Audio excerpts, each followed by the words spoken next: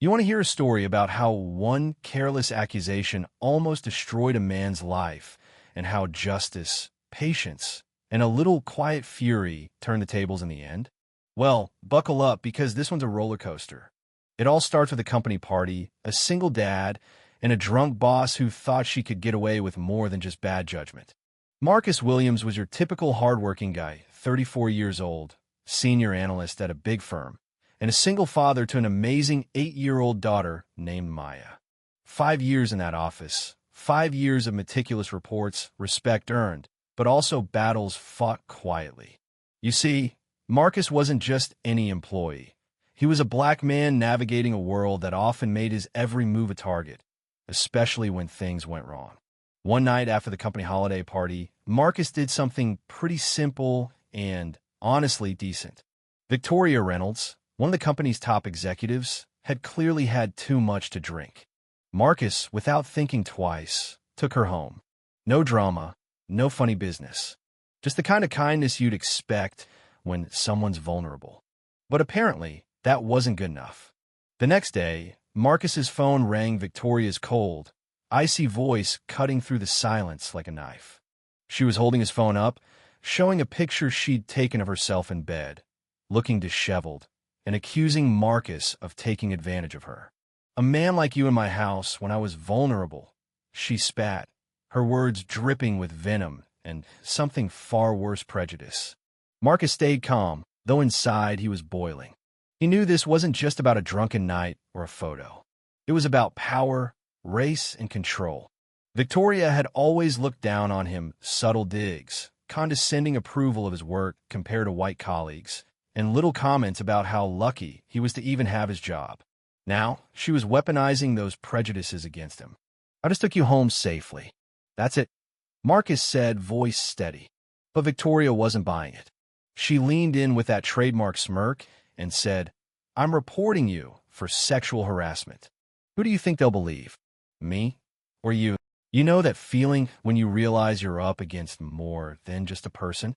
That this is a whole system stacked against you? Marcus felt it deeply, but he had a secret he'd recorded the whole night. From a moment he found her crying in the company bathroom to the safe ride home, every respectful moment was documented on his phone. Proof. Victoria laughed at the idea of proof. "What kind of proof could a man like you have?" she scoffed. But Marcus just smiled, that slow, confident smile of a man who'd been preparing for this battle his entire life. Let me back up a sec. Marcus's story isn't just about office politics. He grew up in the welfare system, lost his mother at 12, bounced through foster homes, learned early to distrust and document everything. Then, for years in the Army, sharpened his patience and strategy. Now, with Maya, his daughter, depending on him, he was ready for this fight. Victoria had no idea the storm she'd unleashed. Over the years, Marcus had collected evidence not just about her, but about a culture of discrimination within the company. Emails, private chats, suspicious HR data, even recordings of executives talking openly about race and promotions. And when Victoria thought she was delivering the final blow by accusing him, she was actually handing him the keys to expose her. Monday at the office was a nightmare for Marcus. The usual friendly nods were replaced by cold stares, whispers, and invisible walls. Victoria's poisonous story had spread like wildfire. Human Resources called him in. "There's a formal complaint," they said. "Suspended without pay. Under investigation." In the HR meeting, Victoria sat like a queen, flanked by lawyers, throwing accusations and photos that she claimed proved Marcus's guilt, but the pictures told a different story. Photos she had taken hours after Marcus dropped her off safely in her own home. The plot thickened when Marcus asked about a former assistant named Sarah Chun, who was suing the company for racial discrimination and had recordings that could shake things up. Victoria quickly dismissed Sarah as disgruntled, but Marcus saw the cracks in her armor. Every condescending word Victoria said in that room was recorded. She didn't realize Marcus's phone app was quietly capturing it all. Her insults, her thinly veiled racism, her boasting about handling a problematic employee, all there. And Marcus wasn't just any analyst. With a master's degree in information systems and a network of investigative journalists, lawyers, and activists, he was ready to bring the truth out, and he wasn't alone. While Victoria celebrated her victory, Marcus made calls to Amanda Rodriguez, a powerhouse attorney specializing in racial discrimination. He showed her spreadsheets detailing how Black and Latino employees were systematically sidelined, passed over for promotions, and scrutinized unfairly compared to white colleagues. Then came the bombshell: screenshots, emails, even a 23-minute recording of an executive meeting where Victoria and others discussed ways to manage diversity without lowering standards code for discrimination. Amanda was impressed and, more importantly, ready. The pieces were coming together, a pattern of racism hidden beneath corporate polish. Meanwhile, Victoria kept boasting on the phone with her friend Margaret Thompson about how she'd taken care of Marcus before he could play the race card. Little did she know, every word was being documented, time-stamped, and ready to be used against her. And then came the call from Amanda with news that made Marcus's heart pound. The Department of Justice was investigating his company for discriminatory practices.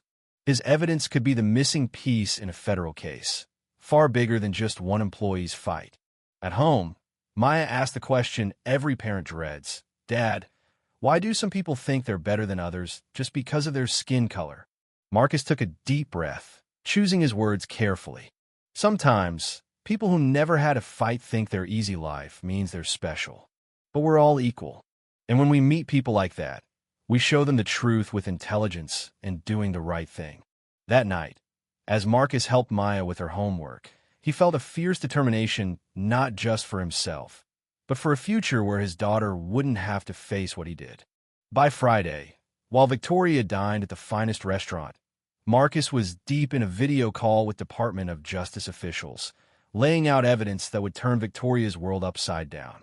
The final twist came the following Monday: Victoria's routine day shattered by a visit from federal agents. The FBI was there, ready to question her about the very discrimination Marcus had exposed. Audio recordings played in the room, her voice admitting the biases, her words twisting around her like a noose. Documents poured out: transcripts of phone calls, emails, HR records showing deliberate manipulation to keep Black and Latino employees down. Security footage revealed she had taken the compromising photos herself, hours after Marcus left. Her world crumbled before the eyes of the company's CEO, who looked as beaten down as anyone. "She's fired. Effective immediately," he said, the weight of the scandal heavy in the room.